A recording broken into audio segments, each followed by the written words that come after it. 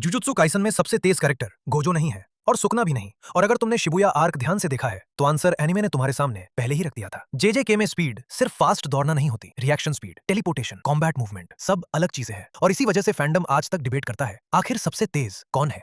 ज्यादातर लोग तुरंत गोजो का नाम लेंगे। इन्फिनिटी, टेलीपोर्टेशन, सिक्स साइज सुनने में ऑब्वियस लगता है, लेकिन एनिमे और मांगा दोनों हिंट देते हैं कि रॉ मूवमेंट स्पीड में एक कैरेक्टर सबसे ऊपर था, तोजी फुशिकुरो। याद है वो सीन जब तोजी ने गोजो को रिएक्ट करने का मौका ही नहीं दिया था। यंग गोजो जिसके पास सिक्स साइज था, उसे भी तोजी की मूवमेंट ट्रैक करने में प्रॉब्लम हो रही थी। फिर आता है नाओबितो जेनिन। गेगे ने खुद मेंशन किया था कि गोजो के बाद मॉडर्न एरा का फास्टेस्ट सॉर्सरर नाओबितो था। उसकी प्रोजेक्शन सॉर्सरी मूवमेंट को एनिमेशन फ्रेम्स में डिवाइड करती है, इसीलिए डैगन फाइट में सबको लग रहा था कि नाओबितो टेलीपोर्ट कर रहा है। लेकिन फिर सुकुना आता है, शिबुया में जोगो, जो खुद इंसेनली फास्ट कर्स था, सुकुना के सामने कंप्लीटली हेल्पलेस लग रहा था। और मोहरादा फाइट में सुकुना सिटी लेवल डिस्ट्रक्शन के बीच कैजुअली मूवमेंट स्पैम कर रहा था। लेकिन असली ट्विस्ट ये है, गोजो की टेलीपोर्टेशन टेक्निक और एक्चुअल कॉम्बैट स्पीड सेम चीज नहीं है। टेलीपोर्टेशन एक हैक्स एबिलिटी है, कॉम्बैट मूवमेंट अलग। तो अगर प्योर कॉम्बैट स्पीड की बात करें, टॉप कंटेंडर्स ऑनेस्टली सिर्फ 3 है, तोजी, सुकुना और अवेकेंड गोजो। लेकिन अगर टेरिफाइंग स्पीड मूवमेंट्स की बात हो, तोजी का शिबुया में वाइल्ड एनिमल की तरह एंटर करना आज भी अनमैच लगता है। तो तुम्हारे हिसाब से जेजेके का एक्चुअल फास्टेस्ट कैरेक्टर कौन है, गोजो, सुकुना या तोजी? कमेंट करो, क्योंकि इस डिबेट का आंसर शायद फैंडम कभी एक्सेप्ट ही नहीं करेगा।